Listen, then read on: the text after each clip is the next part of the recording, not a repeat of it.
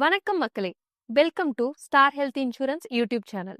Some insured health இன்சூரன்ஸ்ல இந்த வார்த்தையை கேட்டு இதோட அர்த்தம் என்னவா இருக்கும்னு எப்போதாவது யோசிச்சிருக்கீங்களா?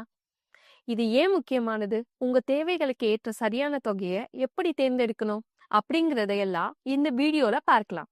சம் இன்சூர்ட் என்றது ஒரு வருஷத்துல உங்க மருத்துவ செலவுகளுக்கு இன்சூரன்ஸ் கம்பெனி வழங்கும் அதிகபட்ச தொகை.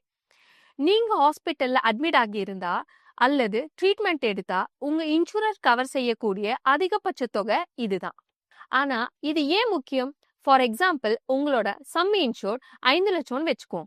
உங்களுக்கு ஒரு பெரிய உடல்நல பாதிப்பு ஏற்பட்டு ட்ரீட்மெண்ட்டுக்கு 7 லட்சம் செலவாகுதுன்னா மீதி 2 லட்சம் நீங்க உங்க பாக்கெட்ல இருந்து செலவு பண்ணணும். இது ஒரு பெரிய ஃபினான்ஷியல் பர்டன் ஆகிடும். சோ சரியான சம் இன்சூரை எப்படி முடிவு பண்ணுவீங்க? நீங்க மனசுல வைக்க வேண்டிய சில முக்கியமான விஷயங்கள் என்னன்னு சொல்றேன்.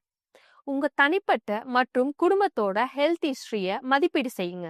உங்களுக்கு ஏற்கனவே ஏதாவது பிரச்சனைகள் இருந்துச்சுன்னா அல்லது உங்க குடும்ப வரலாற்றுல யாருக்காவது தீவிர நோய்கள் இருந்திருந்தா அதிகமான சம் இன்சூரை தேர்ந்தெடுப்பதுதான் புத்திசாலித்தனம்.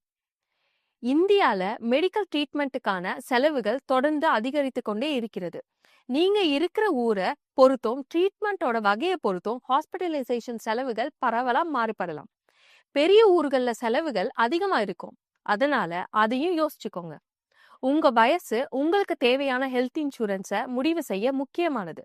உங்களுக்கு வயசு ஆக ஆக மருத்துவ கவனிப்புக்கான தேவையும் உங்களுக்கு அதிகரிக்கும். அதனால கூடுதல் பாதுகாப்புக்கு சம் இன்சூர் அதிகமா இருக்கணும். உங்க பினான்சியல் சுச்சுவேஷனை யோசிச்சுக்கோங்க. அதிகமான சம் இன்சூர் வேணும்னா பிரீமியம்ஸ் அதிகமா இருக்கும். சோ உங்களால கட்ட முடியுமாங்கிறதையும் கவரேஜையும் பேலன்ஸ் பண்றது முக்கியம்.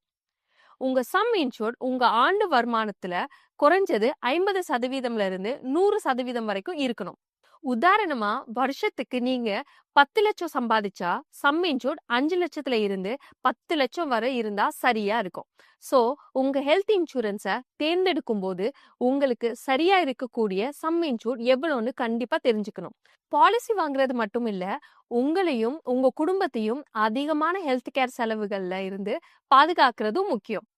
உங்களுக்கு ஏதாவது கேள்விகள் இருந்தா அல்லது ஹெல்த் இன்சூரன்ஸ் ஆப்ஷன்ஸ் பத்தி இன்னும் நிறைய தெரிஞ்சுக்கணும்னா கீழே கமெண்ட் பண்ணுங்க.